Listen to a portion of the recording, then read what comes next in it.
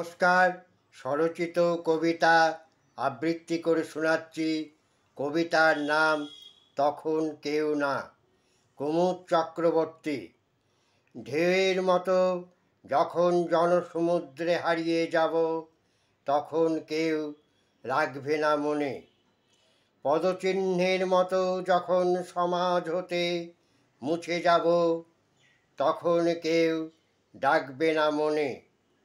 ফুলের মতো যখন পৃথিবী হতে ঝরে যাব, তখন কেউ ভাববে না মনে। ঝড়ের মতো যখন প্রকৃতিতে থেমে যাব, তখন কেউ জানবে না মনে। মেঘের মতো যখন আকাশ হতে মিলিয়ে যাব, তখন কেউ বুঝবে না মনে।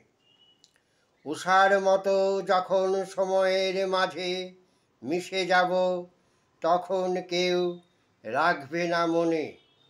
বছরের মতো যখন শতাব্দীতে ঢাকা পড়ে যাব, তখন কেউ কাঁদবে না মনে। নমস্কার।